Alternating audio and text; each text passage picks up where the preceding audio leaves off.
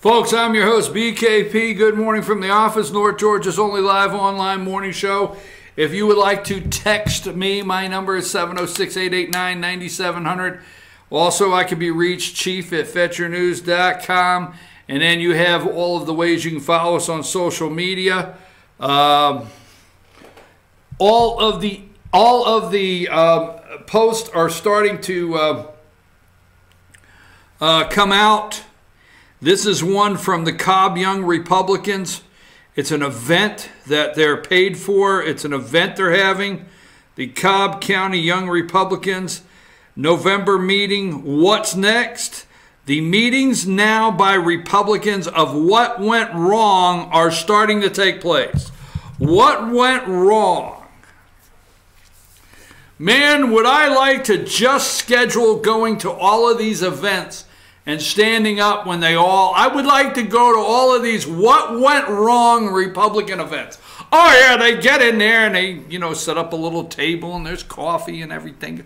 Coffee and coffee cake, and they have coffee cake and coffee and everything, and everybody's talking and saying, hello, how are you, how you doing, all this and that, and they're mingling around. And then they start, hey, what went wrong? What happened? Well, I'll tell you what happened is we lost the LGBT with college education / living between this street and this street. We lost their vote. Why? Just because we lost it. We lost the women's vote. Why? We're not accepting, tolerant enough. Oh my God, what can we do to be more accepting and tolerant? That's what will happen. I love to be in the back of the room. Just would love to be in the back of the room and tell them what went wrong. When you can't tell the difference between candidates, when you can't tell the difference between Mitt Romney and Barack Obama wins. When you can't tell the difference between John McCain and Barack Obama wins. When you can't tell the difference between George H. Bush and Bill Clinton wins. When you can't tell the difference, they win. When you run a conservative, Republicans win. Now, I know before we go any further, I want to clear up. George W. Bush played a good conservative on TV from time to time. There you go. All right, so let's go to this. What is happening today? Now, wait a minute. Meanwhile, this morning outside the White House gate, there he is. Meanwhile, outside the White House, there's Baby Jim. Baby Jim. Baby Jim Acosta. Now, this came out yesterday about the time I guess the show was ending. So CNN sues Trump and White House aides. Okay. CNN sued the Trump administration. What's next?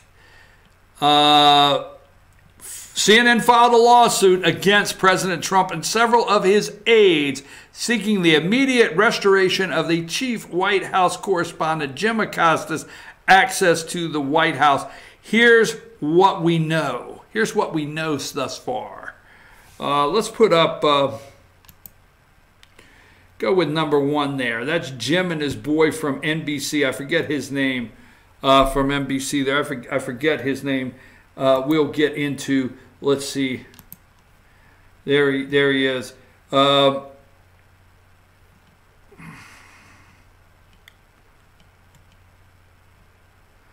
Acosta was involved in a fiery exchange with President Donald Trump during a lengthy post-election news conference at the White House earlier Wednesday after repeatedly asking the president questions, provoking the heated outburst, and an intern stepped forward to try to take a microphone from CNN reporter as he moved to evade her.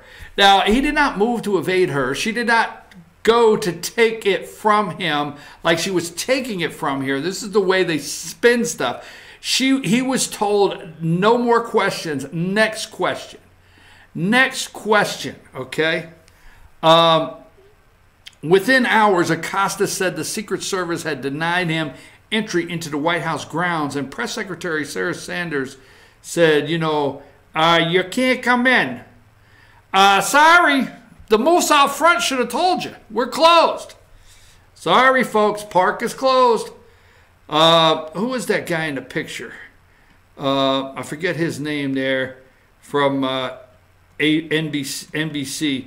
He's the guy that Trump said, I don't care very much for you. I don't care very much for you also. I don't really like you.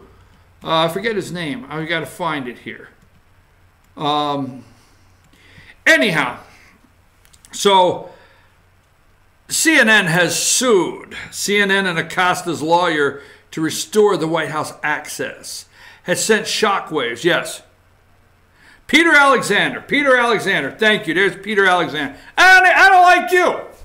Yeah, I don't like you so much. I don't like you so much either, Anyhow, CNN and Acosta's lawsuit to restore the White House access has sent shockwaves across the media industry.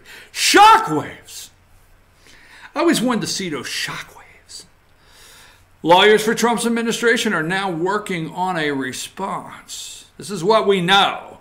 CNN and Acosta are seeking an immediate hearing to obtain a temporary restraining order and a preliminary injunction. I want to ask a question. I'm going to get a restraining order on you. I'm going to take you to court, man. A judge is reviewing the complaint. I have a judge reviewing it. There was no hearing on Tuesday, but one is likely to take place today. There'll be a hearing on this today on whether Acosta. I'm going to tell you something. You got it? Let me put it like this. If Acosta gets back in the White House, if some judge says he has the right, I'm rolling my ass up in there. That's right. Getting on the next plane, D.C., and I'm going to go there and I'm going to say, judge said I get to come in. I'm asking a question. You plan to stop me? You let him in here? I'm rolling up in there. Get my credentials ready, Sarah, because I'm coming if he gets back in. There was no hearing on Tuesday, but Wednesday. Well. GOP chairwoman says Acosta still has White House access, but he doesn't. Well, we will see as they continue to cry. Let's go to here. Give me let's go with number 6. Now I'm going to venture, this is was it Star Trek? Is that where they were going, where no man had ever gone before? Was that Star Trek? I'm going to go somewhere where the media just will not venture to go. They won't venture to go. I'm going to go where other talk show hosts will stay clear away from. I'm going to go there. I have a question for you. Let's go to let's change that picture up. Let's see, where is my picture? I thought I had a picture of Nancy. I got to see Nancy. Where's Nancy? Where the hell is Nancy? I know I have it here somewhere. Hold on. Give me number 33. Okay, so here's Nancy. All right. Pelosi facing rebellion. House to vote on Speaker later this month. She's facing rebellion. They lead you to believe that. They want you to believe that. There's no rebellion. I told you, what did I tell you? That they would run Connor Lamb type opponents. Right? Pennsylvania Connor Lamb. Remember that? I said all they got to do is find 23 Connor Lambs. That's all they got to do. All they got to do is find 23 people that can stay focused, sound moderate Democrats, sound like they don't care what Trump's doing in D.C. They're more interested in what you're doing downtown, and they know your red light is out and it's causing traffic problems, and they're more interested in that. I told you every one of them that went around and said that they would vote against Nancy Pelosi as Speaker of the House, that they would all be put in a room and beat the hell out of. And when they come out, they're going to come out the sausage factory. And when they come out the other side, Nancy Pelosi will be the greatest thing. They will then give interviews to say, we understand how Pelosi is actually a more unifying figure. So the whole facing rebellion, it's not happening. Pelosi was always going to be Speaker of the House and is going to be Speaker of the House. Now think about this. I want you to stop and I want you to put this together because we're going to take a break and then we're going to come back and talk about the House of Representatives, where your money lies. Okay. Now, Democrats with Obama were swept into office when the economy crashed.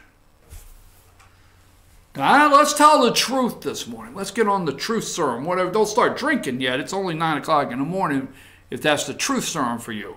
I'm not telling you let's get on the loudmouth soup. Let's talk the truth. Okay? George W. Bush, President of the United States. Economy collapses. Sky falls. Hank Paulson comes out and has to have $800 billion or we'll not know what tomorrow's really like, and because we're all going to live in a tent city and it's going to be a disaster and banks are going to collapse and the economic system, the financial system as we know it is going to collapse. And, you know, guess what? Guess what? You know, Maxine Waters is not the head of the Financial Services Committee and Oversight Committee. She's not the head of that. And, you know, Republicans, we have to have the $800 billion. And George W. Bush is president of the United States. And John McCain is running for president, and this young black man, Barack Obama, is running for president. And so in the midst of that, we have health care. Health care. So the economic collapse in health care ushered the Democrats right in. 60 in the Senate. They have 60 votes in the Senate. They have the House of Representatives. Okay? But do you realize they used health care? So now Nancy comes in and the Democrats, what you remember most out of those Democrats at that time is health care, is Obamacare, right? Obamacare. Now, what if they had have known all along, as soon as they do that, it was going to whip you into a frenzy? What if they knew that all along? What if they knew all along it would whip you into a frenzy and you would go to the ballot box and usher out Democrats? Because you were going to come in, the Republicans were going to come in and do something different. Because you and I do not want, just 6 years ago, 8 now, right? 2010, 8 years ago, right? Somewhere around there. We didn't want socialized medicine. We didn't want single payer. We didn't want the government to take over our health care. And Nancy comes in and she makes that happen, and Obama signs it. It's Obamacare and Kathleen Sebelius. And what did they do? Remember, they put mechanisms to hit over a period of time. They put time release capsules for Obamacare to hit at different times to take over different areas to cost different. Why'd they do that? So what happens? Republicans go out and weekday campaign on overturning Obamacare. Overturning. That was the first one. That swept them in, and they were going to overturn Obamacare. And John Boehner, they were going to overturn it. Every Republican ran on it, every senator. And they were going to, but keep in mind, what's the common theme? Healthcare, our healthcare. Boom. Overturn it. Get government out of my life. If you want your doctor, you can keep your doctor. If you want your plan, you can keep your plan.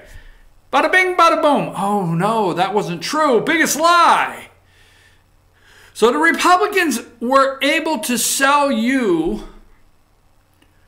a bill of goods on your health care while Obama was president, okay, to continue to stay in office. The gavel went from Nancy right there. Remember Nancy?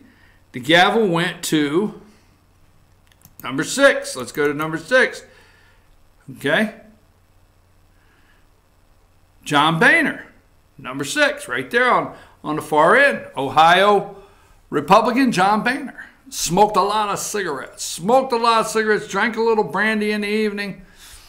Drinking and smoking, and congressman from Ohio, John Boehner, okay? Cry if you got him the wrong way. Tears would just bust out and he'd start crying. He'd have to have a tissue. Weepy John Boehner, okay? And Republicans had control, and they were not going to do the same thing they did with George W. Bush when George W. Bush and Republicans passed what?